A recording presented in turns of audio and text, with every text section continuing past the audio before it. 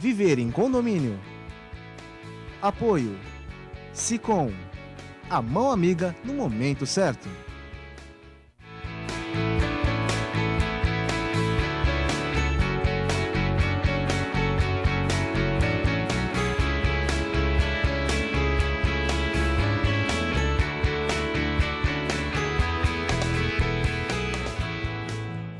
Olá, meus amigos, estamos iniciando mais um programa Viver em Condomínio aqui na TV Com, canal 11 da NET. Muito obrigado pelo seu prestígio, pela sua participação. Chegamos no último programa do ano.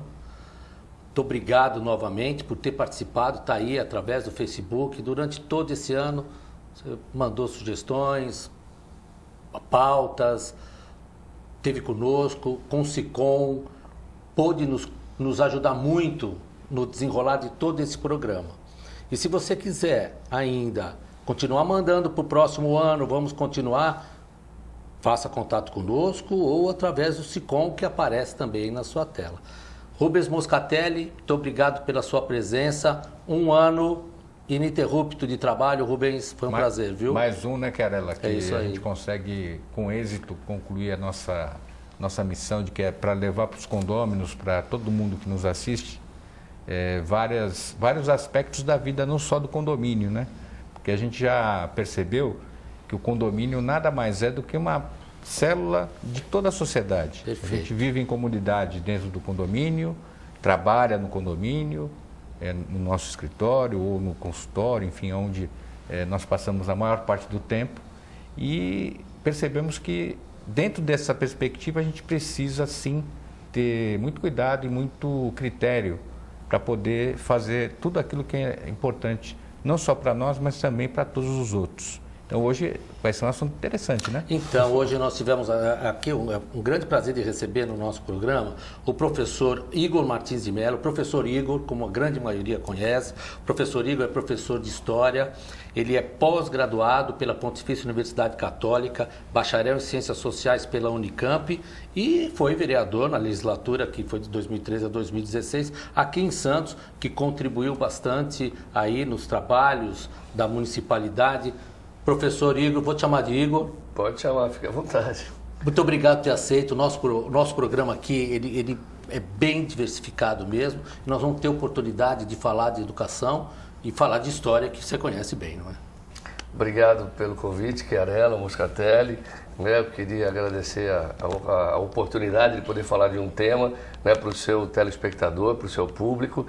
E eu acredito que vai ser uma discussão profícua, uma discussão proveitosa, esclarecer alguns temas aí que são muito, são tratados às vezes de uma maneira muito superficial, ou então de uma maneira muito ideologizada. E é bom desmistificar um pouco, esclarecer para o seu telespectador, para o público que nos assiste, esse e outros temas que ao longo do programa a gente vai desenvolver. Isso. É muito importante a ideia, do nosso programa regional, trazer essa diversidade de assuntos. Primeiro porque a gente precisa entender que na nossa convivência nós precisamos ter a base da convivência, comunicação não violenta, que o Sicom cansa de dar cursos lá, como nós nos relacionamos no condomínio, tem a palavra educação e a palavra respeito.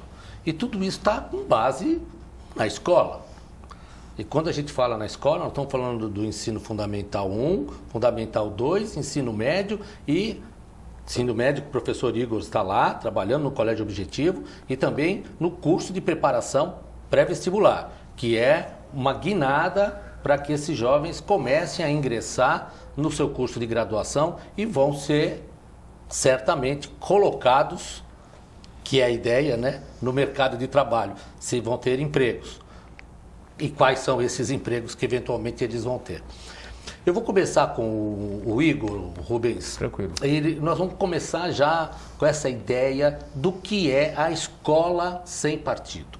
Quando a gente busca, para você que está nos assistindo poder entender, está havendo um movimento, um desenvolvimento com essa ideia de escola sem partido e o que significa esse negócio de escola sem partido, Estabelecer ali umas diretrizes de como o professor deve conduzir, prevalecendo a questão da subjetividade, alguns deveres do professor em relação aos ponto de vista pessoal dele, não colocar como matéria primordial, de como se aquilo fosse verdade absoluta.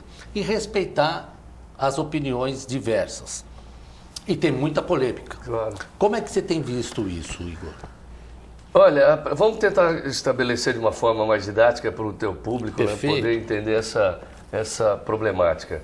A Escola Sem Partido, ela surgiu como um movimento de reação, né, de alguns grupos da sociedade brasileira, não é de Santos, a sociedade brasileira, em relação à postura de alguns colegas em sala de aula, como se eles estivessem doutrinando, né, criando uma espécie de discurso à esquerda ou um discurso socialista, como se eles estivessem mais preocupados em desconstruir a educação tradicional e criar princípios que a sociedade brasileira não aceita, né? Sejam eles de ordem política, de ordem moral, de ordem religiosa. O ponto crucial mesmo são esses, né? É a questão política, moral, ideológica e religiosa, né? São esses pontos, acho que o que se trata mais na questão da ideia da escola sem partido, quando eles começam a colocar esses pontos de discussão, não é? Exato. Pode ter algum outro parâmetro que os grupos aí contrários,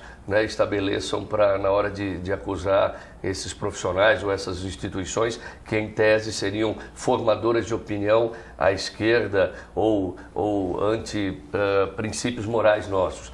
Mas eu queria deixar claro o seguinte, o professor não tem que ser doutrinador. Nesse ponto, acho que todo mundo, perfeito, todos certo. Nós concordamos. O professor não é feito para impor a sua ideologia, vamos colocar assim. Agora, tem certos temas na educação que fica muito difícil você não se posicionar, né? E cabe ao professor, nesses momentos, estabelecer o quê? Justamente a provocação, o debate, né? Que ele estimule, que ele seja uma inspiração para as leituras, tanto de um lado quanto de outro. Eu acho que essa proposta de escola sem partido, ela acaba, de alguma maneira, ofuscando um tema central, né? Que seria evasão escolar, entendeu? O ataque a professores. Em síntese, eu fico um pouco à vontade, né, em alguns temas, porque como é que você vai falar sobre a Revolução Francesa? Como é que você vai falar sobre o suicídio de Getúlio Vargas? Como é que você vai falar da independência do país? De alguma forma você tem que se posicionar. Agora, o que eu concordo é que não dá para você colocar apenas um ponto de vista ou uma ideologia para que o aluno diga amém, né, e siga adiante. Eu acho que nesse sentido aqui... Aqui o papel do entrevistador não é facilitar a vida de ninguém, viu? Você sabe, é por isso que vocês estão aí me esperando. Agora, Rubens, eu queria... Você também é professor. Vai facilitar a minha vida ou vai me complicar? Sempre a sua, porque a do convidado não dá para fazer isso, mas é sempre a sua. Não, mas o que eu quero colocar aqui, de uma forma muito leve mesmo, mais reflexiva, é o seguinte, o grande problema, não é?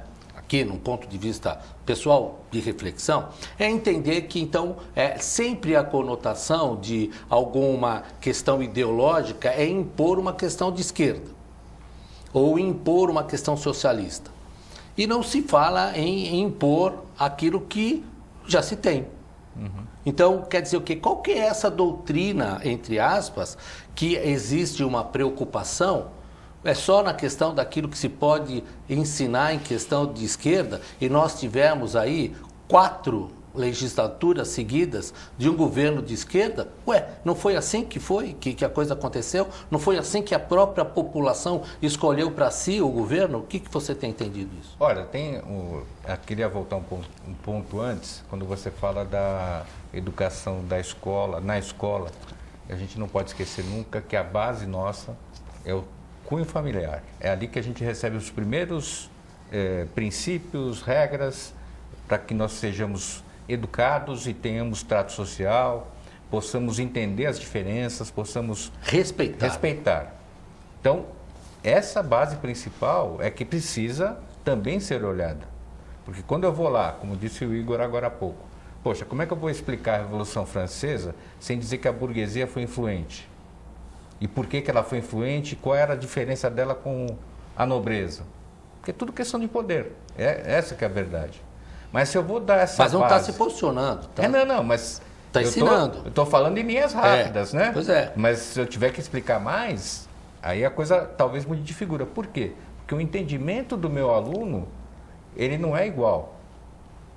Dentro de uma classe de 20, 30 alunos, ou até de 100, sei lá, depende, você vai ter muita diferença cultural, inclusive. E tem que ter mesmo. O problema todo é equalizar. Claro. Posso fazer uma pequena intervenção? Essa associação que você fez é brilhante. A escola começou a se deteriorar de uma certa maneira a partir do abandono das famílias. Né? As famílias acabaram se distanciando da escola, os pais, a maioria deles, não se importam com o cotidiano dos seus filhos, né? Com que de fato eles aprendem, principalmente se eles aprendem, como eles aprendem, se eles têm disciplina, enfim, essa distância... Joga tudo para cima da escola, não é isso? Exato. E qual é a função da escola, afinal? Você tem várias outras questões que eu acho que antecedem essa questão da escola ser partido. Qual é a função primordial da escola? Depende do nível de aprendizado. No Fundamental 1, você incorpora elementos da moral, do cotidiano, da família, da religião, dos valores. Não tem como, né? Habilidades socioemocionais. As crianças pequenininhas, você precisa estimular capacidades, habilidades. Perfeito. À medida que ela vai crescendo, vai se tornando um ensino mais técnico, né? Até ele poder se definir com o que ele quer na vida universitária.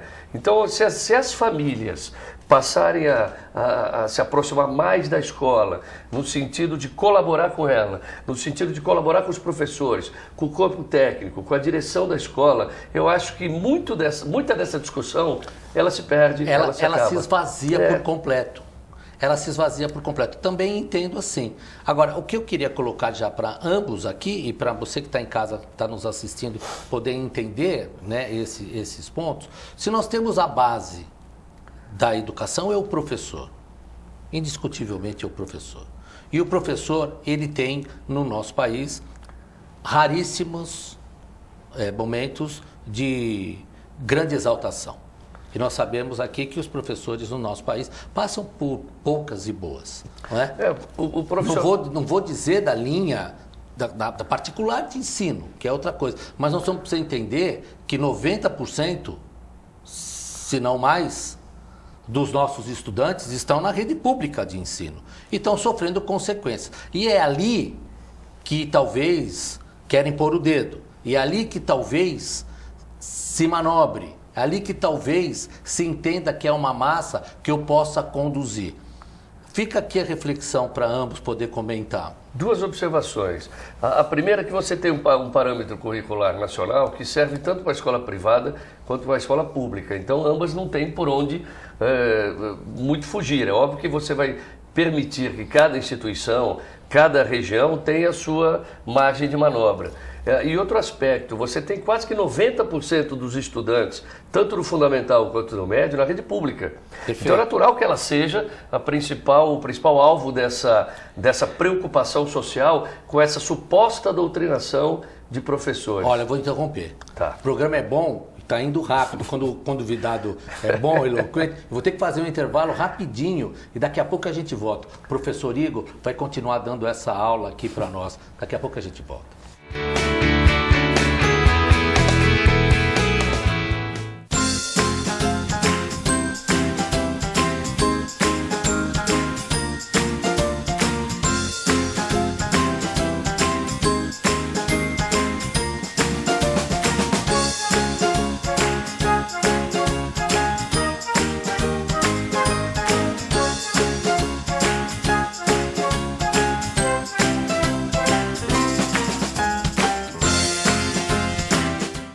A AC Serviços é uma empresa que se dedica à prestação de serviços especializados em condomínios, administradoras, indústrias, entre outros. Terceirize sua mão de obra especializada com a AC Serviços. Você ganha tempo para pensar no mais importante, sua gestão. Nossos serviços são exemplos de ações e soluções práticas, com padrões de atendimentos personalizados que garante aos nossos clientes a eficiência e a boa aparência dos nossos funcionários. AC Serviços. Telefone 3324-3057. Quem leva vantagem, quem leva comissão, quem leva propina, leva muito mais do que isso. Leva embora a dignidade, a honestidade, a cidadania. Leva embora o futuro do Brasil. Leva tudo. E você não vai fazer nada? Corrupção. Não leve, não aceite, denuncie.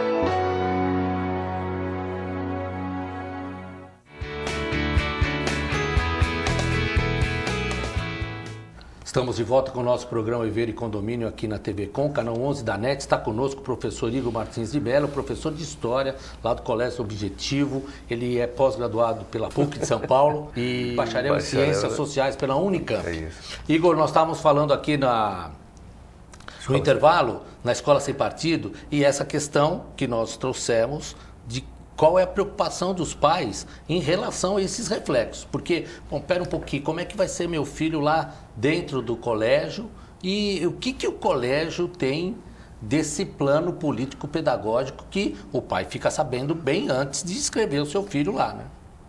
Bem lembrado. E o Estado também, né? Então, o que eu queria, apenas para finalizar esse tema, deixar para os pais e mães que estão tanto quanto apreensivos ou um pouco aflitos, que não há essa necessidade, né?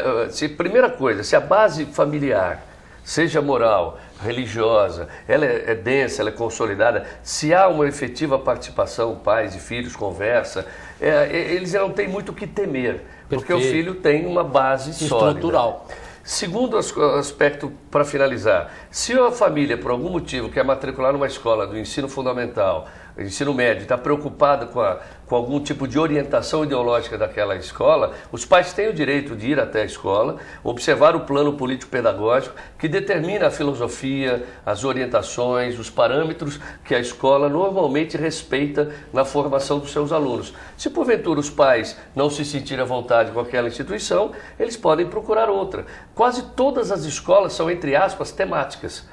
Você tem escolas mais religiosas, escolas mais criacionistas, evolucionistas, você tem escolas de tendência mais de Piaget, escolas mais estruturalistas, escolas, enfim, de todas as tendências. Então os pais não precisam ficar preocupados, seu filho não vai virar um líder sindical, não vai, virar uma pessoa transgressora, ele não vai subverter a ordem. Ele vai ter direito de falar, claro. E o senhor já está defendendo. E os pais podem escolher a escola que eles querem por seus filhos. E mais interessante nisso tudo, você que está nos assistindo, nós temos já algumas escolas, instituições que são confessionais. Nós já sabemos. Isso. Elas são confessionais no nome. O que são as confessionais? A Escola Adventista, o Mackenzie, que é uma universidade presbiteriana, quem mais? Nós temos Metodista. Você tem escolas de linha mais militar, você tem a escola da PM, então, você tem a escola do Exército. A escola militar é uma escola que merece elogios, que é uma baita escola. Sim. Né? Não estamos falando de regime, não estamos falando de ensino.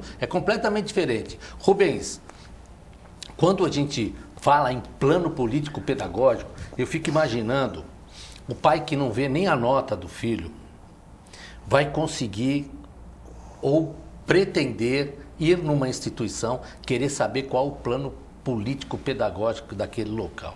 Ele vai querer o seguinte: olha, meu filho tem problema, cuida aí, que eu preciso que alguém cuide para mim. Mas isso aí é o que eu tenho visto muito. Infelizmente, pela nossa vida corrida, a alta valorização do trabalho e a desvalorização tanto da família, no sentido dessa despreocupação, não. O Estado tem a obrigação, então toca para cima do Estado e ele que se vire. Educação é mais do que isso. Na verdade, a escola, embora tenha esse nome, ela está lá para fornecer instrumentos para o aluno no sentido da cultura, no sentido da convivência mútua, de vários aspectos da vida, mas não é só isso. Educação, lá atrás, se ele não tiver respeito pelo mais velho, por exemplo. Chega lá, eu tenho cabelo branco, você cabelo branco, só, professor Igor. Só branco. Né? A grande parte eu vi um preto ali. Então, o que acontece? Se ele não tem respeito pelo pai dele, ele vai respeitar nós? Pois é.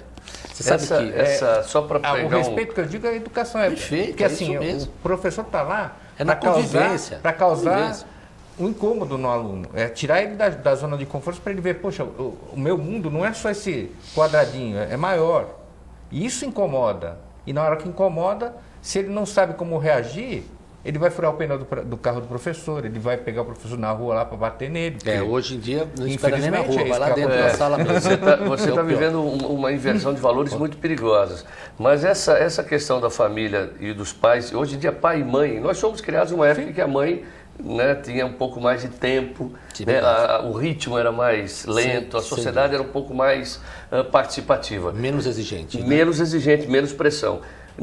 O fato dos pais trabalharem bastante, pai e mãe, isso não impede que o pai, nem que ele tenha meia hora por dia, 1 hora por dia, que ele se dedique ao filho dele nessa meia hora. O que eu gostaria de deixar claro para o teu telespectador, que não importa a quantidade de tempo que você fica com o seu filho, mas a qualidade. Que essa meia hora você pergunta o que você aprendeu, como é que você foi, teve algum problema, está com alguma angústia, quer trocar uma ideia, quer jogar um videogame, quer tomar um sorvete. Quer dizer, participar, mostrar que você é pai dele. Relacionamento, não é? Assim ele vai respeitar todas as outras instituições, a polícia, as instituições religiosas, as escolas, as outras famílias. Ele aprende a viver em coletividade, porque hoje em dia é jovem, todos nós fomos adolescentes, todos nós, se não tivéssemos um freio, a gente também ia cometer alguns atos assim. Nós podemos dizer que com todo esse processo, a chamada Revolução 4.0 agora, que é da tecnologia, que está chegando com uma grande força, é inevitável, não se retroage mais isso, ficou mais difícil a gente humanizar as relações e educar? Ou esses aparatos tecnológicos nos proporcionam mais acesso? Mas será que está nos proporcionando conhecimento de fato, Igor? Para mim? Vocês? Olha, é aquela velha conversa. Eu me lembro de menino, o meu avô, o meu saudoso avô, que era de rádio, e ele odiava a televisão. Então ela falava assim, a televisão acabou com a família. A televisão acabou com aquele papo. A televisão some assunto. Então, de tempos em tempos, você vai ter uma grande inovação que altera as nossas relações, tira a gente daquela zona de conforto. Cabe a gente se adaptar.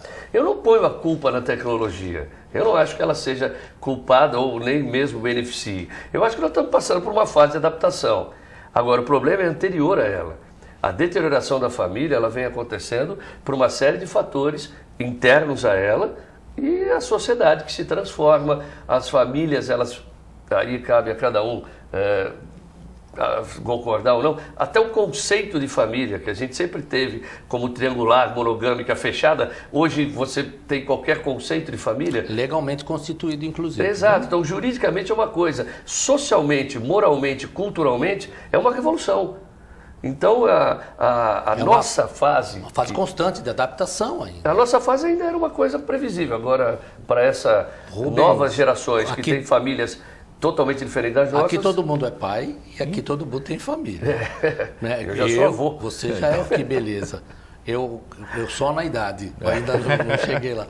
Rubens, pensa da mesma forma? Não, eu acho que realmente essa questão da adaptação, nós falávamos até antes do Igor chegar, né? Pois que era, eu aprendi uma coisa, que você só é velho na hora que você não consegue se adaptar mais àquilo que acontece. Então, embora a nossa idade seja avançada, né, do que a Arela mais que a minha, perfeito, né, é isso mesmo. lá do cabelo branco, enquanto a gente tem a condição de verificar aquela condição social que você vai vivenciando no dia a dia e ir se adaptando, você continua dentro do parâmetro da normalidade, sendo útil socialmente, sendo produtivo, mas a dificuldade é essa, porque chega uma hora também que o chip cansa, né? Como diz, né? O HD estoura. O HD estoura. Estoura. Por quê? Porque a gente não... até tem uma outra condição dentro disso, que é até de medicina, que nós vivemos cada dia mais. A perspectiva de vida cada vez se amplia mais. E isso interfere, você falou da indústria 4.0, interfere até na forma de trabalho, interfere na forma que nós vamos... lá na frente eu acho nos que aposentar. Deve ser uma preocupação da escola, deve ser uma preocupação das famílias e de como nós estamos graduando esses jovens. Sim. Na fase universitária, na fase propriamente dita de formação profissional. Né? Nós estamos na fase mesmo de desconstruir algumas profissões e começarem a surgir novas profissões. Faz parte da história, né, Igor? E você percebe, que esse aspecto da desconstrução daquilo que era são as profissões que deixam de existir, a mesma coisa se aplica no núcleo social da família. Exato. A gente estava falando da ampliação do conceito, do desconstrução. E essa ideia, ela enfim. veio junto com a reforma trabalhista, que é um tema que se debate muito sobre isso, e tem assunto para 5 programas, né? Por conta de pontos de vista divergentes, mas é uma realidade que nós vamos ter que conviver. E você acha que a escola, ela está atenta a isso, Igor, ou ainda não? Eu acho que não. Ela está passando por um processo de renovação que é ainda indefinido em alguns aspectos. Até a discussão do padrão, do nossa base curricular a gente está tendo. E só para finalizar, porque eu sei que o tempo urge, o ensino médio é esse grande gargalo. Você vai prometer voltar, hein? Sim, sim, só para deixar aí no ar. O ensino médio é um dos grandes gargalos da nossa sociedade por vários aspectos. Primeiro, os pais deixam de participar dessa fase da vida por achar que o filho já tem maturidade, e ele não tem. Embora ele tenha 15, 16, 17, às vezes 18, ele só tem tamanho. Em termos emocionais, ele precisa estar participando. Por quê? Porque ele vai dar um passo gigantesco para a vida dele. Ele vai entrar numa universidade. Será que ele tem condições de saber o que ele vai fazer nos próximos X anos? Eu acho interessante a colocação do Igor, professor, não é? Porque quando nós nos formamos, não é? A gente termina o médio e começa a ingressar, no final nós vamos fazer defender as nossas teses, nós temos um orientador, não é? E quando chega na vida real, quando a gente pode chamar de vida real, dentro da nossa casa, onde está o nosso orientador?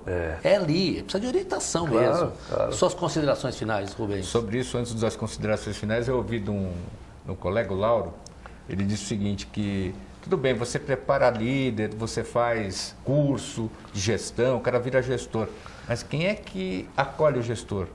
Quando ele tem que decidir, quando ele tem que tomar alguma medida. Que é a mesma coisa do adolescente que vai escolher a profissão, que vai ter lá os seus dramas. Às vezes ele já sabe o que ele quer, mas de repente ele entra na faculdade e fala, puxa, mas não era nada do que eu esperava, né?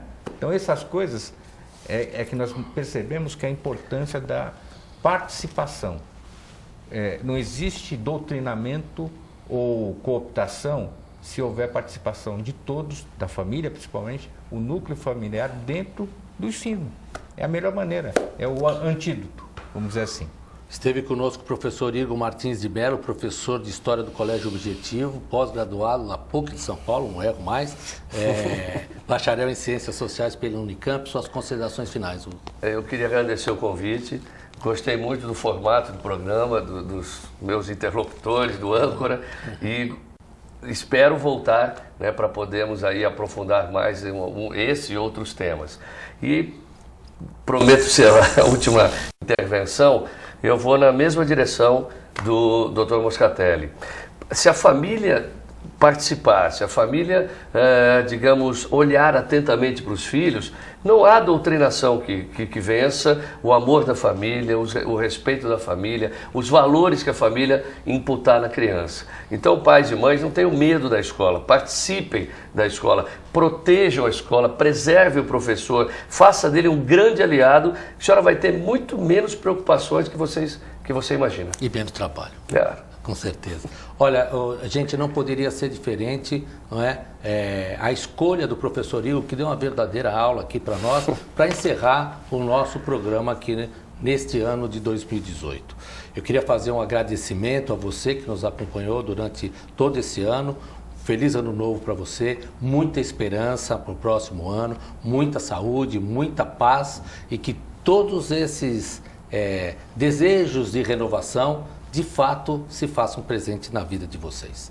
Muito obrigado por tudo, nós nos veremos na próxima programação da TV Com. Até lá.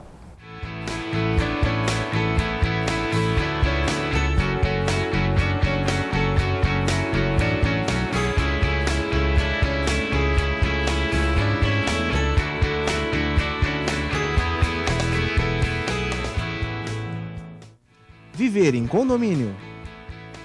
Apoio Sicom, a mão amiga no momento certo.